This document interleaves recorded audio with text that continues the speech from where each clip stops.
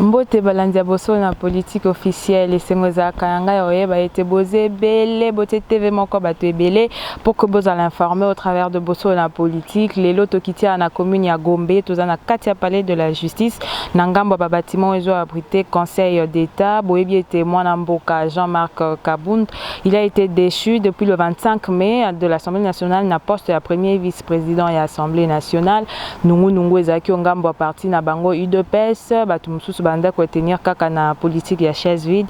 Et enfin autorité morale ya UDPS chef de l'État Félix Antoine Tshisekedi a singaki liste ya ba candidat ou ba lingi ko se présenter na poste wana bongo aponaki mutu moko na kombo honorable Patricia Nseya déposaki candidature na yepe et après honorable Jean-Marc Kabound qui ko saisir Honorable Jean-Marc Kabound qui ko saisir Conseil d'État pour na kosenga ete ba sur soir élection wana tokokota na kati boko mona makambo nyonso ndenge zoleka TV za radio te boko kabazuzi na sima et bongo tokutani après.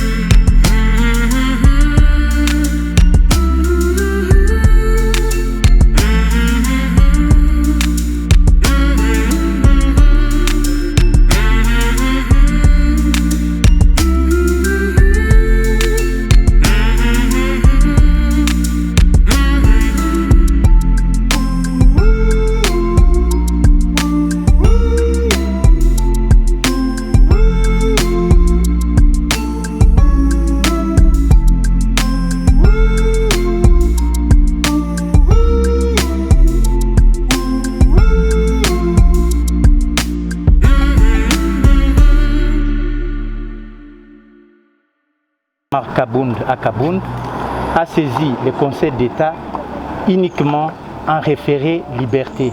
C'est une procédure qui consiste pour le Conseil d'État, lorsqu'il est saisi de violations flagrantes, systématiques et systémiques de liberté et droits garantis et consacrés par la Constitution, de réhabiliter, n'est-ce pas, le requérant dans ses droits, les cas échéants. Et donc c'est à l'appréciation du Conseil d'État que nous avons soumis la brochette de violations flagrantes, manifestes, systématiques et systémiques de droits de l'honorable Jean-Marc Kabound dans la procédure qui a été enclenchée au niveau du Parlement, que nous avons saisi le Conseil d'État. Je dis bien en référé liberté. C'est une procédure prévue par la loi organique. En revanche, la procédure devant la Cour constitutionnelle, c'est une procédure en annulation, n'est-ce pas, de la déchéance dont est l'objet notre client. C'est deux démarches différentes. Voilà.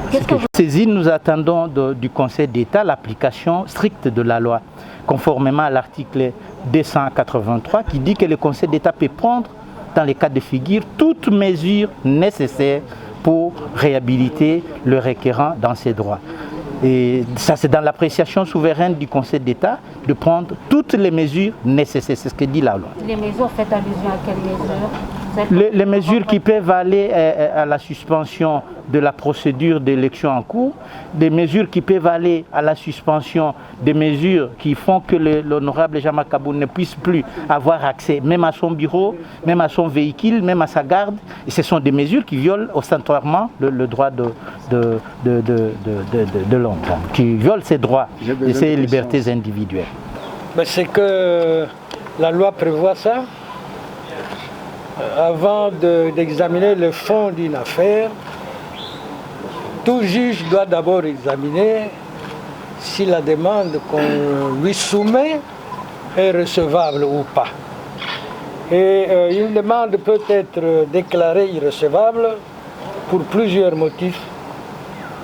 Soit que... dans le cas présent. Dans le cas présent, mais nous avons soulevé au moins 3 exceptions d'irrecevabilité.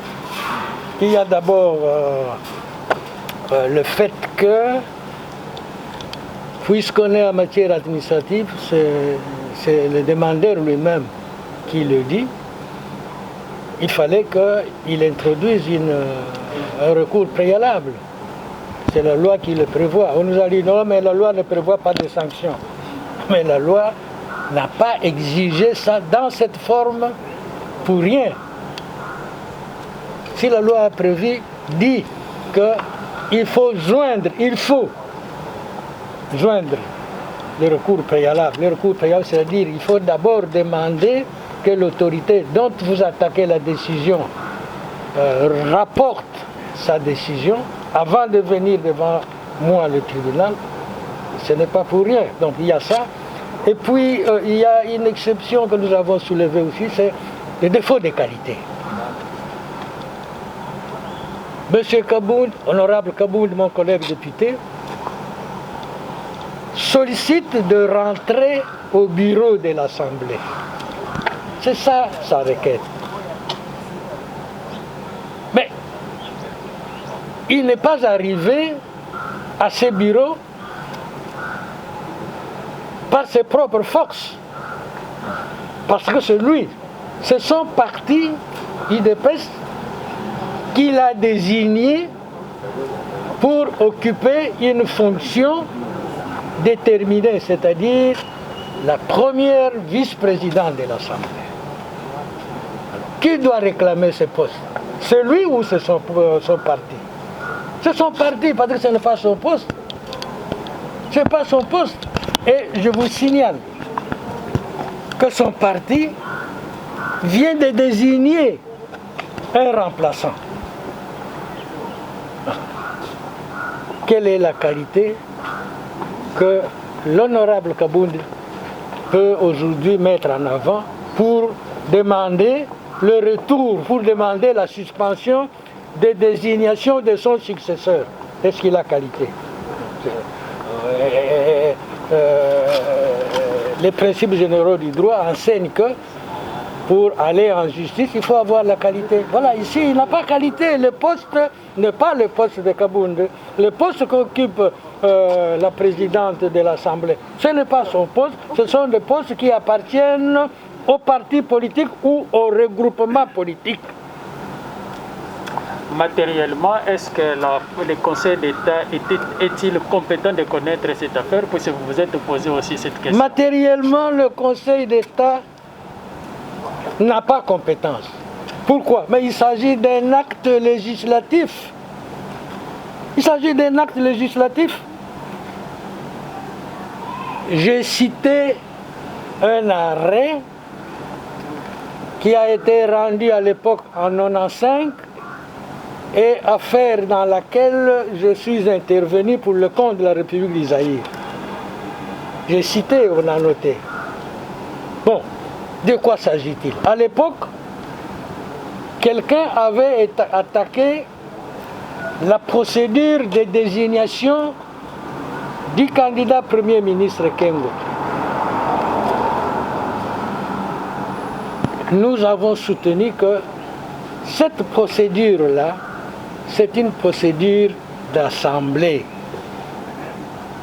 du pouvoir législatif et que cette procédure donc ne pouvait pas être attaquée devant la section administrative de la Cour suprême de justice qui est devenue aujourd'hui le Conseil d'État. C'est la même chose ici. L'acte que vous attaquez, c'est d'ailleurs, à proprement parlant, ce n'est même pas un acte, c'est un calendrier électoral, parce qu'il faut désigner un membre au bureau par élection. Ça rentre dans le cadre des actes législatifs. Ce n'est pas un acte de droit administratif que la présidente de l'Assemblée aurait posé. Ça serait quoi un acte de droit administratif? Madame Mabunda, qui gère le personnel de l'Assemblée, a le pouvoir de les nommer, de les révoquer. En ce moment-là, c'est du droit administratif. Celui qui est révoqué et tout, si la procédure n'a pas été suivie, droit administratif. Mais ici, l'acte posé par la présidente de l'Assemblée, c'est même pas par elle, mais par le bureau de l'Assemblée qui propose un calendrier électoral. Calendrier qui appelle au dépôt des candidatures, qui appelle à l'examen des candidatures, qui appelle à la propagande pour ceux qui seront retenus. Ce calendrier est en cours. Il reste un point, parce qu'aujourd'hui, nous sommes en train, ceux qui sont au Parlement, ils sont en train d'écouter la candidate désignée par l'UDPS. Vous attaquez cet acte-là. En quelle qualité? Quel est le tort que cet acte vous cause?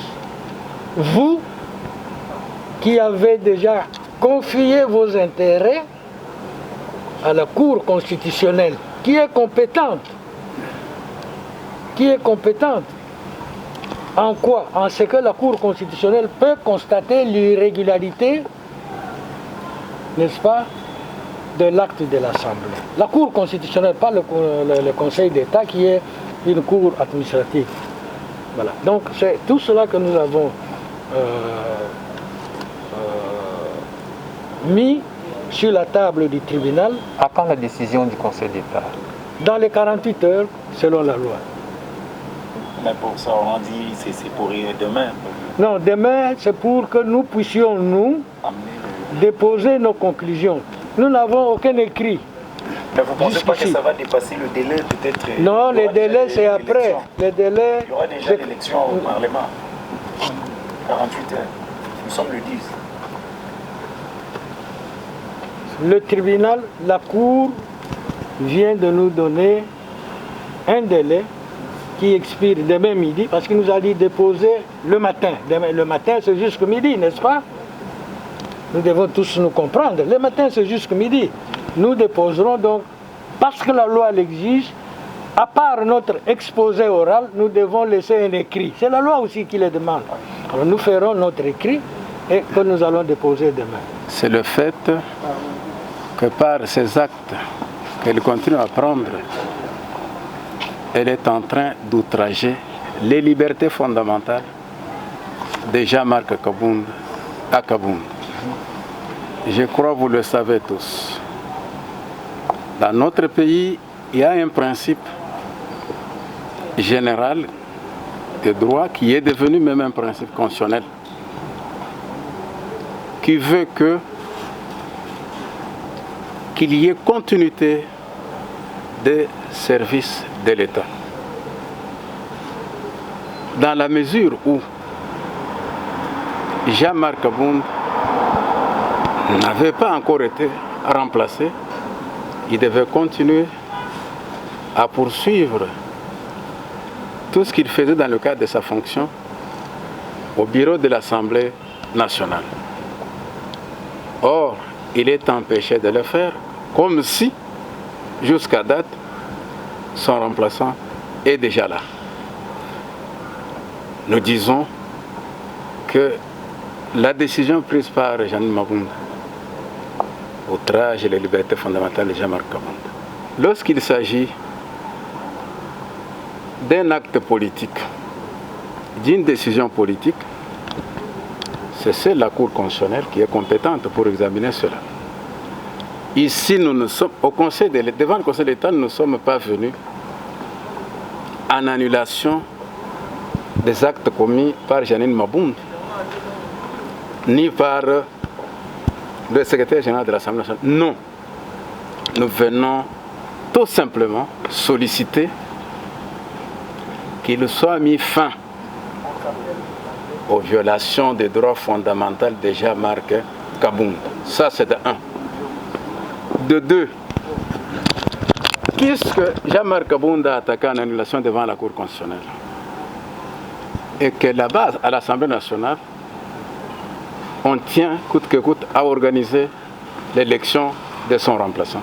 Mais lorsque le remplaçant sera déjà élu et que dans l'entretemps, la Cour constitutionnelle donnait raison à Jean-Marc Kabound, que deviendrait le nouvel élu? Donc c'est pour cette raison que vous souhaitez que le Conseil d'État puisse surseoir cette procédure. C'est en vertu de sa compétence, et puisque le Conseil de l'État est le seul tribunal dans ce pays qui s'occupe de la protection des libertés fondamentales ou publiques des citoyens, des citoyennes.